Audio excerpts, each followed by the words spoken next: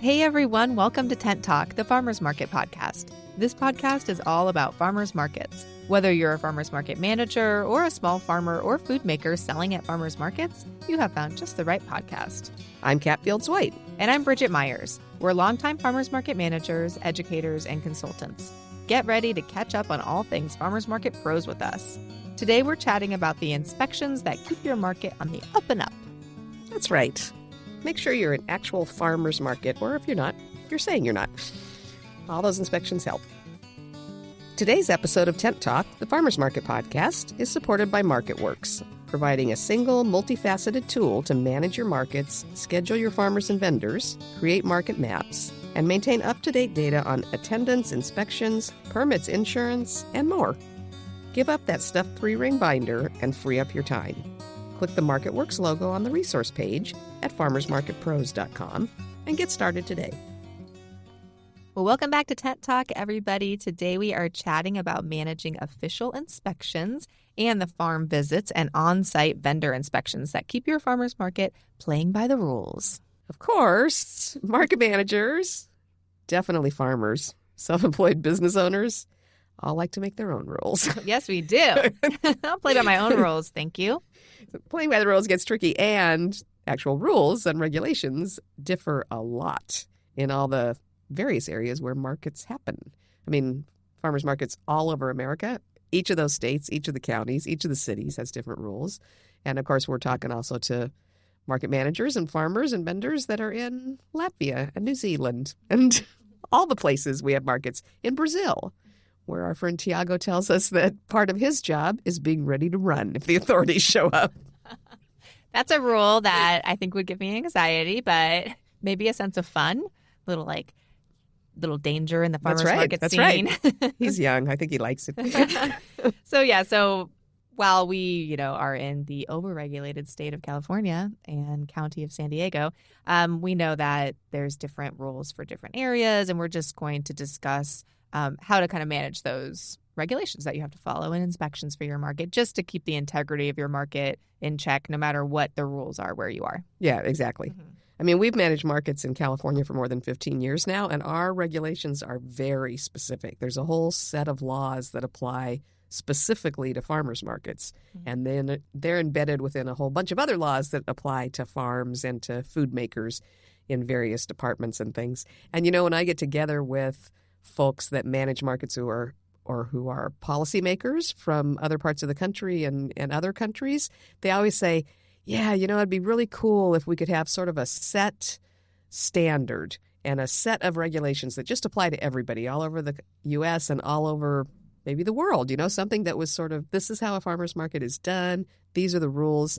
And then we always, as we go farther into the regulation, into that conversation rather about regulations, there's always some conversation that says, yeah, but do we want those rules to look like California, which are sometimes really hard to conform to?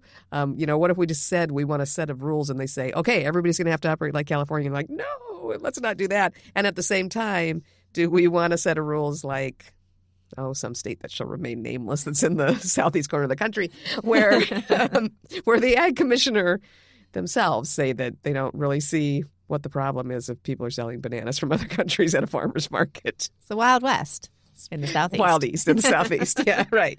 Yeah. So that's the problem always, of course, when you're trying to pick a set of rules, is deciding where you want to be. We'd like some reasonable middle ground.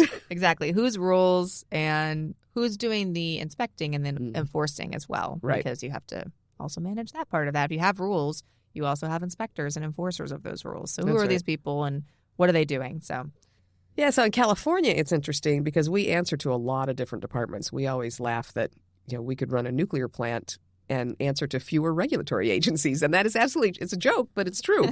So we answer to a lot of regulatory agencies in California when we run markets. And what's even more interesting is that the body of law that really governs farmers markets says very specifically in it, the laws are made at the state level. And then it says inside those laws that the interpretation and enforcement of those laws is up to the county. So what you can do in Northern California in terms of making and selling cheese and what you can do in Southern California in terms of making and selling cheese are very, very different. Sadly different. Sadly as different. we sit in Southern California. Cheeseless. We're cheeseless. We have minimal cheese. We have actually wonderful cheese, but it's very minimal. Yeah, we just got a new vendor coming in making Italian-style cheese, and how he got through those regulations is impressive. Very impressive. I'm amazed because it's very really difficult hard. here. Yeah, you have to work hard and keep at it, which on the one hand, it's like, okay, I'm really glad that we have a lot of rules and regulations around that stuff. It keeps the integrity and the quality of things higher, but also it becomes a real burden and barrier to a lot of folks. And I just like dream of all the things that we're missing out on because the barriers are too high for entry. And so we're not getting certain products at our markets because of that. So it's a balance again. Yep. Yeah. I mean, we have some situations where they've killed that flea with a sledgehammer. Yeah. So, in an effort to make sure that they're not loading up the certified farmers market section, we have a separate section of our markets that's governed by one agency, and then the section next to them or across the street from them is governed by an entirely other agency. But in an effort to keep the certified farmers market strictly farmers who are following the rule, for which they have to post a sign to state that they're following the rule, we grow what we sell, strictly selling products of their own production, in an effort to make that clean and tidy and not have people bringing in kind of related stuff. It also means that our farmers can't sell, I say it over and over, if they're a peach grower, they can't sell a peach pie, which is weird. And if they grow flowers and peppers, they can't make a pepper wreath at Christmas because the wire that's used to bind the wreath together is not grown by them. And it's frustrating. Good intentions, yeah, but it's frustrating that the barriers that they've created in that. Little nonsensical. Yeah. We have there's regulations on all sides that I feel that are nonsensical. So Right. it's, I think it's mostly people with very good intentions just trying to set up a safe place, if we're selling food to the public. But also just not understanding like the function of farmers markets, not understanding the operation of farmers markets, not understanding farmers and how a peach farmer could make a pie. And that would give him better margin. Yeah, it would give him better margin, and it would be a peach from his farm and a pie to die for. But not really die. It's not that serious. It's Right. just a pie. Like, let him sell it. So, to die for in a good way. Yes. Yeah, it could be frustrating. So, yeah, dealing with inspectors that interpret the law differently, having different laws and regulations in your area for your markets, being aware and keeping on top of the updates to those laws and regulations, also another big part of our job. And then just when the inspectors are on site, understanding that you can't win an argument with an inspector. And then... So your background in restaurants was good training for that. That's why I always say I want folks to work at the market with me that have been at restaurants because it feels like the same thing inspector-wise and other kind of management-wise. But yeah, definitely the inspectors. Yeah, because the inspectors will come in and there's so many rules that they have to check on that I think each of them kind of develops their own little group of rules that's their red flag thing. Mm-hmm. That's the ones that they're going to be just hardcore down the line. This has to happen, which may be very different than the group of rules that their buddy who might show up the following week has. That's very important and absolutely no slack and no gray area. Yeah. And so you have to figure out who's just really serious about this rule and who's really serious about this rule. And if you get somebody that's pushing a rule that you never heard of, Yeah. because those laws are long. I mean, they go on for 35, 40 pages here. Mm-hmm. If you've somehow missed one and they decide that, obviously everybody knows that this has to be done exactly like this, your best bet in that situation is to ask some questions, say, I need to get educated about this. Please explain to me, show me what the law says and how we're supposed to make that happen here on site, as opposed to saying, no way, I've never seen that. Yeah. I don't. You can't argue that you've never seen it because That never works. they probably have seen it if they're bringing it up. I mean, some inspectors are like a little bit clueless, but honestly, I've seen a million inspectors both in my restaurant job and at the market, and they know what they're talking about. They're just focusing on a part of the rules that maybe someone else has not focused on with you prior. So you can't argue with them and you can't tell them that it's not a rule because believe me, it's not going to end well for you. They're going to dig their heels in, as they should, because they are doing their job. You have to understand. And so you need to do your job if you're holding a permit with them and those are the rules of the permit. Like, sorry, you need to follow those rules. And sometimes it sucks and it seems silly.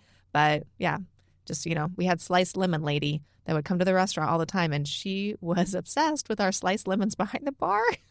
And it was like she would stick her thermometer in the dish with the sliced lemons and make sure they were covered all the way. And if like the saran wrap was peeled back a little bit, I got to toss those lemons. Sliced lemon lady. Interesting. I'm like, don't you want to check like the raw chicken on the shelf over here? And like, just it was It's funny. interesting. It was Everybody funny. gets their certain thing. She liked that. I'm looking at the farmers market regulations in Philadelphia because, I spend half my time in San Diego, half in Philadelphia now. And it's stated 4 or maybe 5 times in the city regulations. It'll be going on about this or that you can do. And it'll say, but you can never sample sliced melon or sliced tomatoes.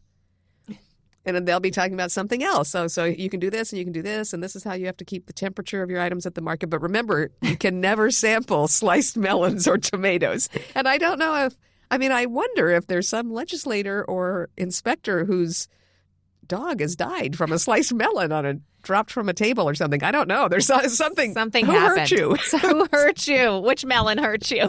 It's very. Maybe it was like an incident. Maybe there was a serious incident that happened with. Those are potentially hazardous fruit. Right. Melon, I don't know. Tomato, yeah, I guess. For sure. The acidity. I guess. I don't know, but it's just like something must have happened. And these are mostly how rules come about, right? It's like the tag on your shirt that says "Don't iron this shirt while wearing it." I gotta sadly say that I think probably someone ironed their shirt while they were wearing it as an incident. And those burns didn't, they were unhappy and sued the shirt dude. And it's like these rules come from somewhere. So taking it all in stride. Honestly, I used to get very frustrated and like upset and, really not argue with the inspectors. Don't argue with them. Not argue with them, but try to get in a deeper discussion with them. And really it's like, you know what? They tell you to do something. You just got to do it. And it's for the whatever greater good. Here's another one that won't work. Don't say, oh, Inspector Mark always let us do this. Oh, never. That does not work. Never say that. I never bring up other inspectors. I usually just take like a very like listening approach. Like, what is this person trying to teach me? Got to be open to it. Just got to be listening. Vendors that are listening, believe me, if you tell an inspector, well, I always get to do this at this other market, that also is not going to work. It's not going to work for me as the market manager, and it's definitely not going to work for the inspector because we all have the same rules. They're city, county, state rules. So, if they're coming to your market on Tuesday in one neighborhood and coming to another market you participated on Thursday in a different neighborhood, guess what? Those rules are the same. It doesn't matter if an inspector has let it slide somewhere else or the market manager lets you do whatever at another market. Don't bring it up. Yeah, don't be throwing us under the bus. Yeah, don't throw us under the bus. Don't say, oh, my manager here says I don't need to cover that food. Like, hey, you be responsible for your own rules, okay? So, yeah, it just depends on a lot of factors and just coming into it with an open mind. I do feel that in San Diego County, the health inspectors that used to come out the markets like a long time ago, I felt like they were trying to catch us doing something bad. They were very punitive and they were like it felt like they were out to get us and give us violations, which whatever that they could obviously.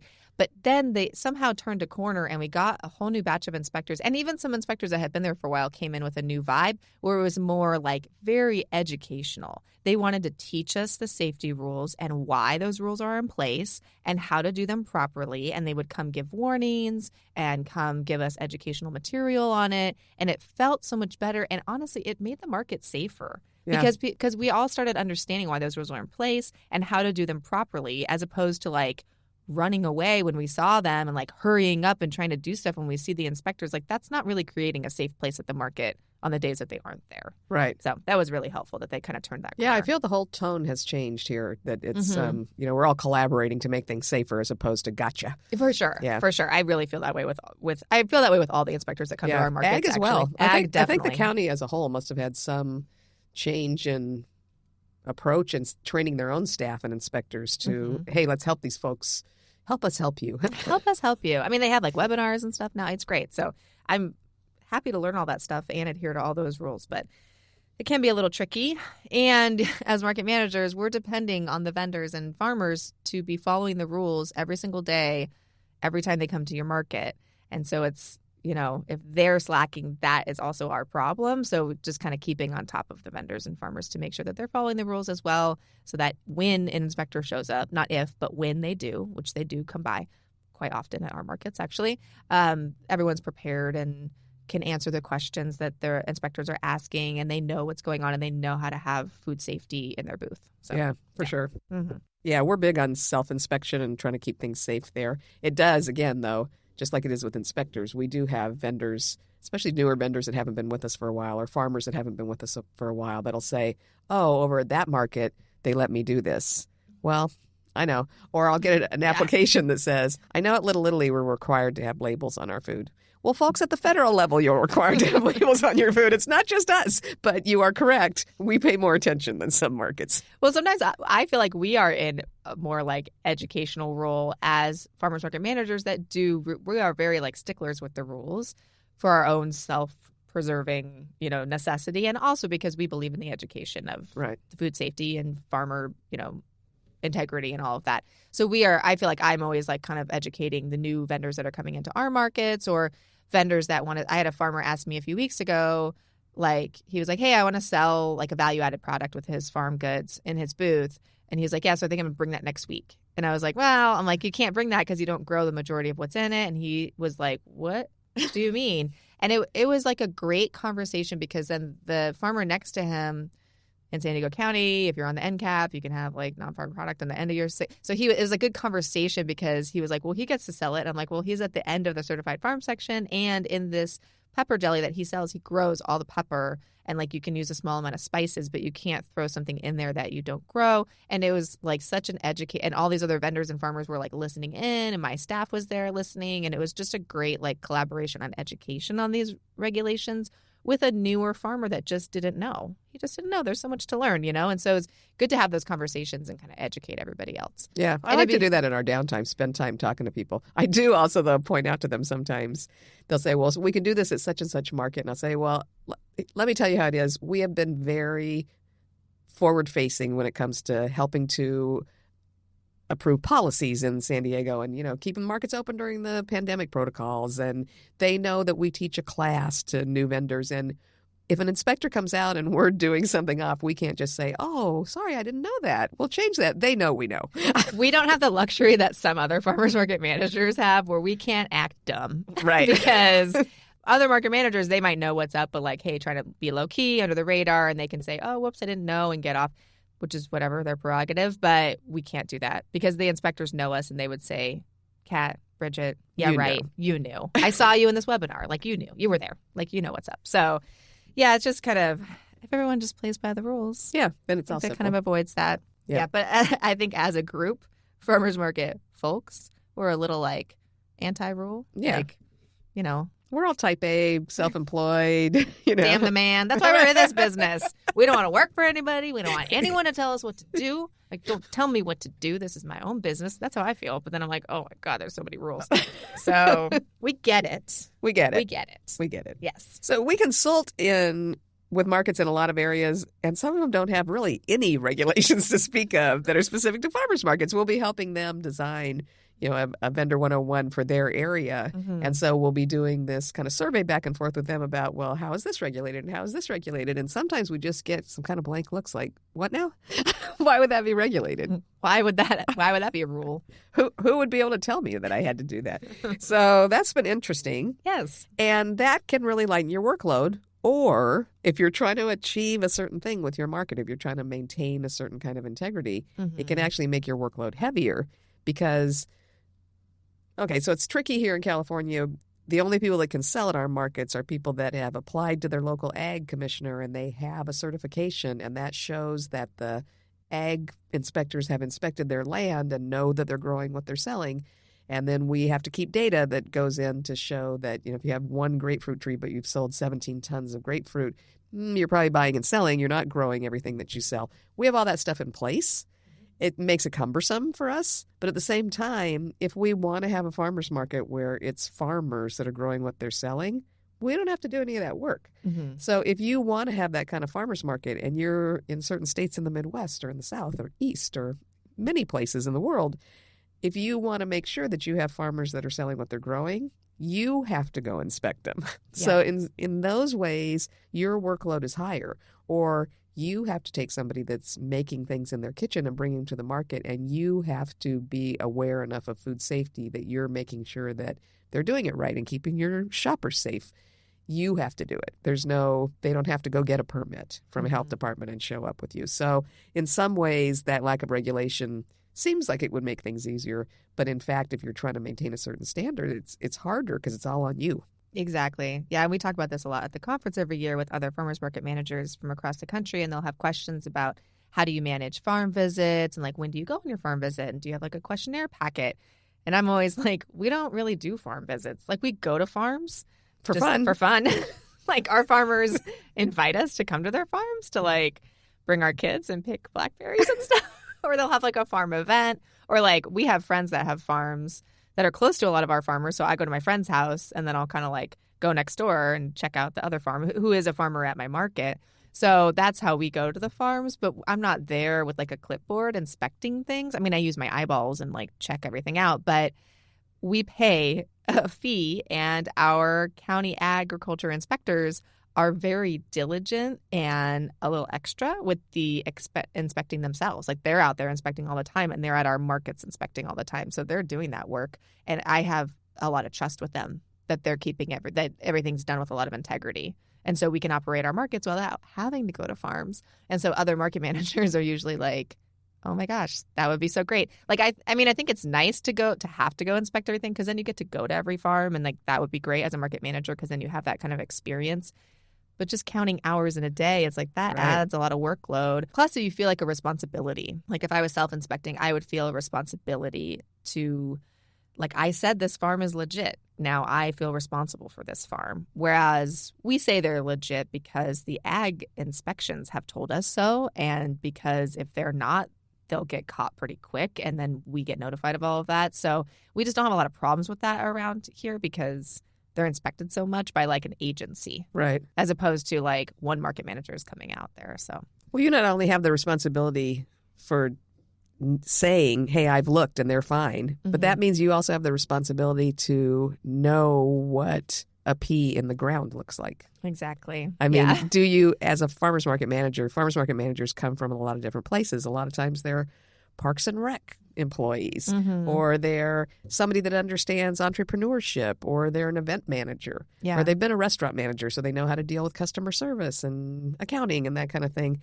Maybe they don't know much about farming. So then if you're trying to go out and inspect your farms, do you know what to look for? Can you verify that this guy's growing his own broccoli because you know what broccoli looks like in the ground before it sprouts? Because you're probably inspecting before they're at full harvest time. Yeah. So it gets very, very tricky.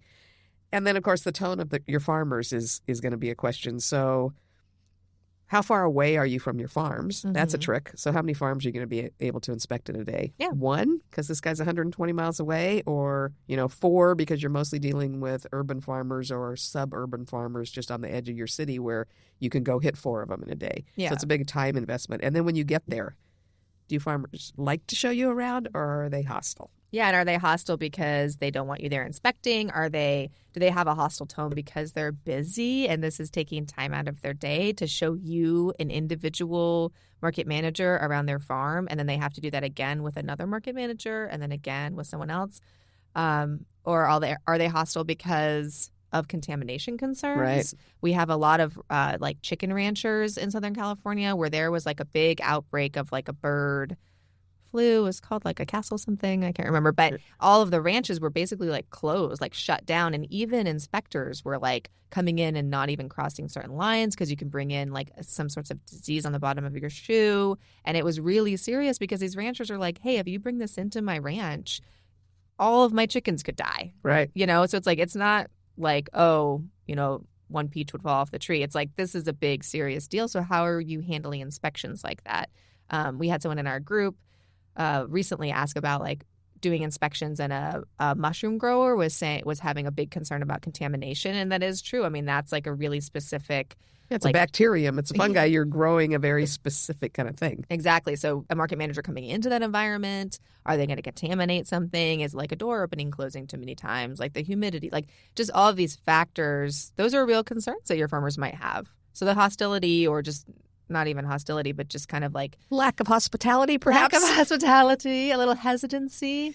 maybe coming from like a real place. So how do you handle those inspections? A real and positive place. Yeah. Yes. Yeah. Now, we have had farmers that were unwelcoming for other reasons. We had a farmer years ago that was titling everything organic, but other folks were saying, hey, they're spraying heavily, they're not organic, and we think they're actually also buying stuff from the produce warehouse that's imported, and so that's definitely not the certified organic that they're claiming. Yeah. And the farmer that we dealt with was a young guy trying to make a go of it, really trying to push forward the family farm. I think he just slapped that organic label on there without truly understanding. And I know that when our ag inspectors went out, his very elderly father, who may have been dealing with some dementia or may have just not liked people questioning his integrity, came out with a shotgun, and it was just not pretty. So there are farmers that don't like responding to authorities. I mean, it is a government agency, and they might think of you you might work for a government agency as a market manager, so you are a government agency, or just market managers in general. I think we're looked upon as this enforcing agency. So that Are we the man? Oh, no. We're the man. Oh, God. I hope not. But yeah, I mean, I can see how it would be seen that way. Like there's pushback on rules for all different reasons and from all different people. So doing the inspections and kind of tie that up sometimes. And it makes it difficult. Yeah. But I've talked to market managers in other parts of the country that say that if a farmer refuses to be inspected, they don't let them in their market. Yeah. Or they will, especially if they've got suspicions and then the farmer won't let them inspect, they will remove them from the market. They'll suspend their reservations. So and honestly, happen. that's the best approach to take. I know it's hard, and we talk about this too, like when you're trying to grow a small market and you want to just let every single person that applies in because you're just trying to grow. Well, that's probably not the best way to grow your market. Just like letting farmers where you have questions about their growing practices or their integrity as a farmer, letting them in just because you need more farms at your market.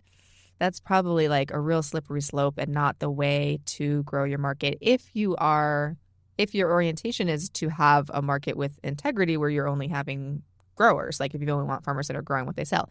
If you're hosting a market where it doesn't matter to you if there's resellers, that's fine too. And a lot of people have different opinions on that. Yeah. We're going to have a whole session on that at the conference about the idea that maybe it's okay, especially in an area that doesn't have much access to fresh food. Maybe it's okay to be a community market and have a produce reseller there, or somebody that's really effective at buying from local farms but aggregating it and putting it on their table. And you're not really talking to the farmer, but you're talking to somebody that's bringing really fresh, nutrient-dense food.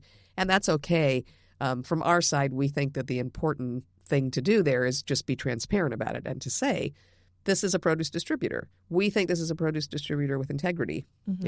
If that's one of your standards, maybe it's just we think it's important to have produce here. Yeah. So somebody's bringing fruits and vegetables to this neighborhood. Yeah. And that's okay. But then you want to be careful about using that term farmer's market, or you want to very clearly identify a section of your market that really is only growers, whether they're urban farmers or neighborhood gardeners or what have you. And then another section where fruits and vegetables are available, but these are not being grown by the person that's selling it necessarily. Yeah, and we talk about that too with the cottage food permit, food that's being made at home versus in a commercial kitchen.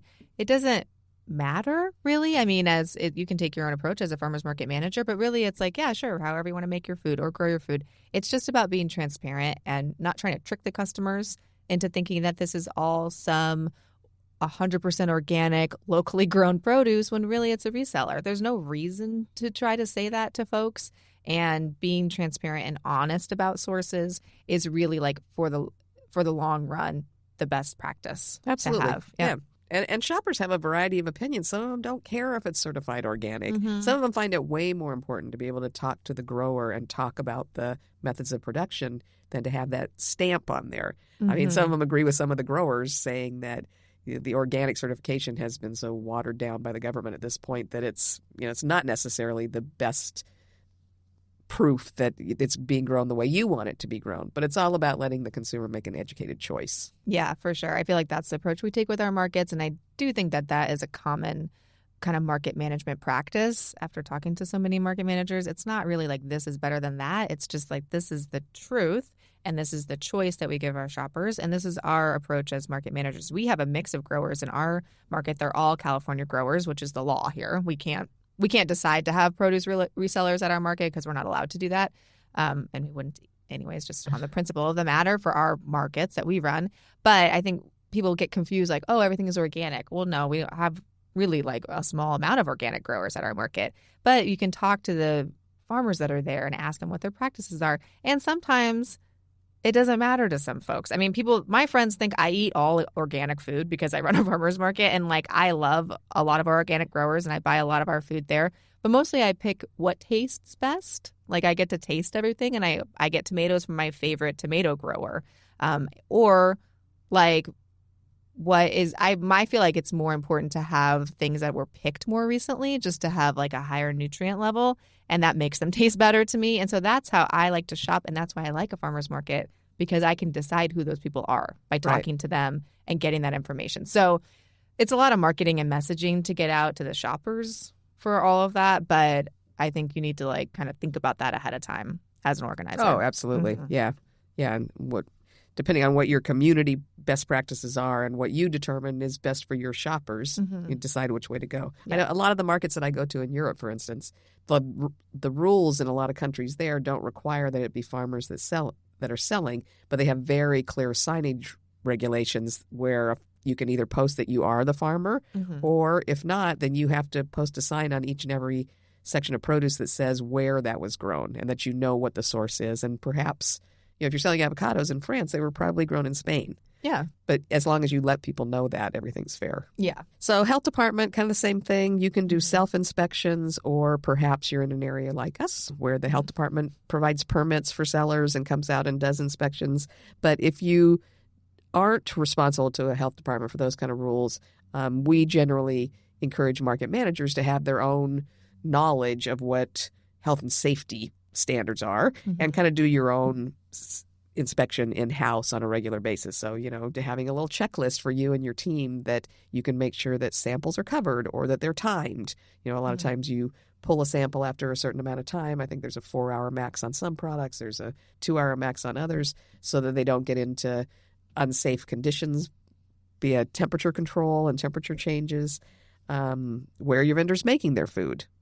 Maybe it doesn't matter whether it's at home or in a certified kitchen, but you want to know and your shoppers want to know. Labeling. So I have folks that will tell me, we have some folks that we're consulting with on their own version of Vendor 101 that have said, oh, you know what, our state doesn't require food to have ingredients labels on it.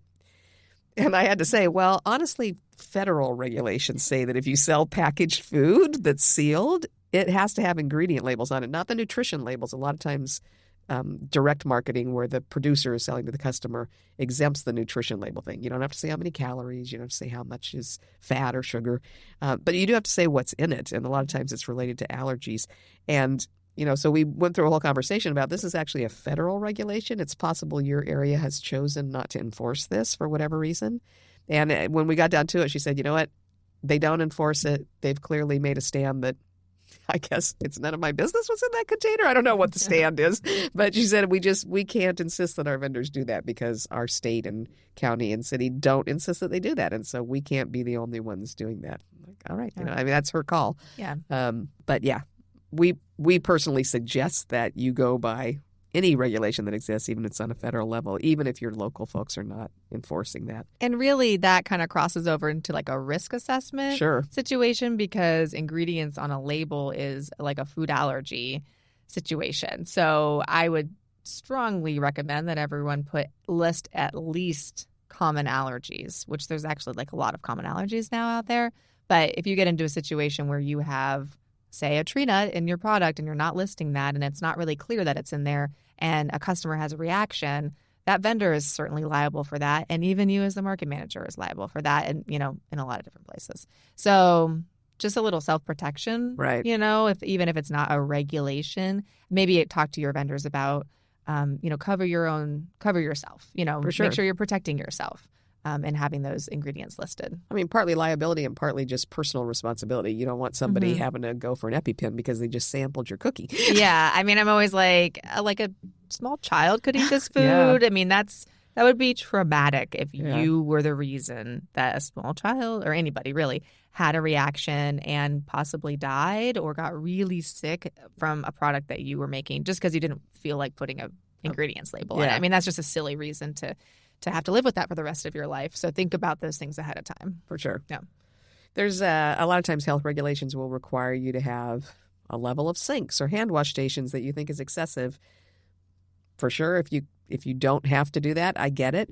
But you want to obviously have some cleanliness facilities available. You want to provide some hand washing stations for your vendors if they don't have to provide their own. You know, make sure people have the opportunity to keep things as clean as possible on site, and keep an eye on that. You know, that's something you want to watch for with the vendor. Are they keeping things clean and avoiding contamination? Yeah.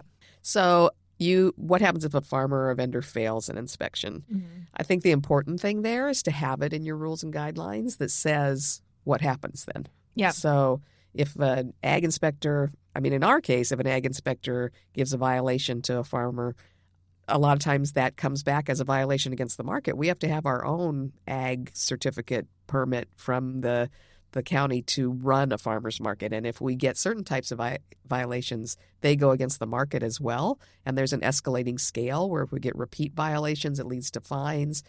We're actually in California, farmers market managers are subject to criminal violations of certain laws. So if we have repeat violations in certain categories, we can actually be charged with a misdemeanor. And I think there's one that goes into a felony level.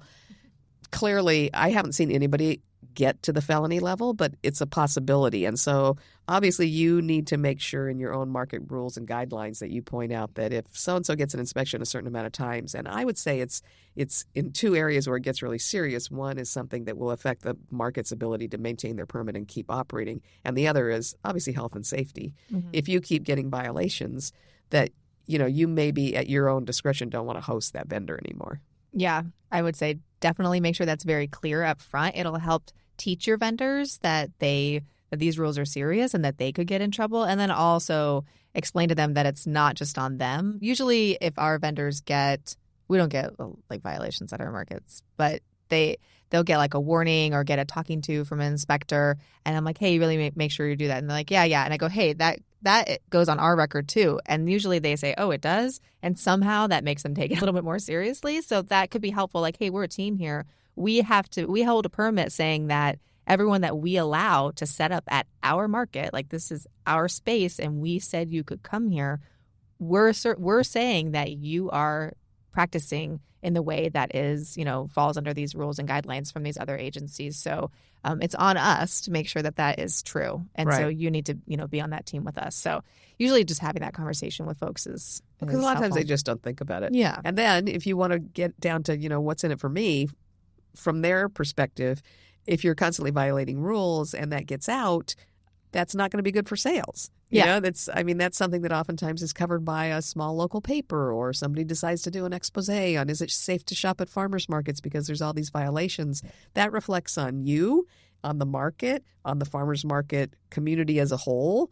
And none of us need that. We want to make sure that shoppers feel safe and that they're being covered by people that are watching out for their health and safety at those farmers markets. Yeah, it's a big responsibility.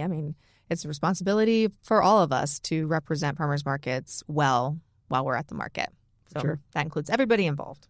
Yep. Well, on that note, I think the kind of final piece I would say is just as farmers market managers, whether you have agencies that are coming in with their own inspections and, heavy on the guidelines and heavy on the inspections or not, and you're kind of able to maneuver around as you please with those things, I'd say just develop some kind of self-inspection checklist, however extensively you like that, and just get really clear up front with what is your approach here. And just have that up front from the get-go, because if anything ever happens, you have that to kind of rely on, and make sure your staff is trained to keep an eye on vendors. Vendors are trained to come to you and ask questions. You want to make sure that you are taking an approach where they feel comfortable asking you. Yeah, you want to be the same thing. You want to be an educator, not a gotcha guy. Exactly. Because, when vendors feel comfortable to ask me like, hey, what is the temperature supposed to be in my hand wash station? And I'm not like, hey, you're supposed to know that already. And I'm just like, hey, it's 108 degrees. Like, do you have a thermometer? Let's go get it. Like, let's work this out so that everyone's safe. That just makes for such a, it's first of all, makes for a safer place for consumers to buy food and eat food. And also just helps that vendor understand the rules, which will make them more confident and your market, that benefits the market as a whole, as well as other markets. That's right, all of us. Mm-hmm. And markets are an ideal, low barrier to entry place for people to grow their own businesses. Let's make sure they stay successful. Yep, for sure. Happy inspecting. Thanks for listening today, and big thanks to Wurks for helping farmers market managers by putting all of the tools to succeed in one place, and for supporting Tent Talk, the Farmers Market podcast. To meet Wurks creator Chris Quinlan and other suppliers of tools to support your market and make your job easier, register today to meet them in the Resource Lounge when you attend Intense, the National Farmers Market Conference, March 4th through 6th, 2024 in San Diego. There will never be a cheaper time to click register on the homepage at farmersmarketpros.com. Thanks for listening to Tent Talk today. Please leave us a review on your podcast app or wherever you listen to Tent Talk. Let us and others know how you're enjoying the podcast. Be sure to subscribe so you don't miss the next episode of Tent Talk. Connect with fellow farmers market folks in our private Facebook group, the Farmers Market Pros community. Follow us on Instagram at Farmers Market Pros, and find online education and other resources on our website at farmersmarketpros.com. Tent Talk is brought to you by Farmers Market Pros, where passion meets profit. Tent Talk is produced by Leandra Hayes, with original music by David Mead. Tune in next week for another great episode.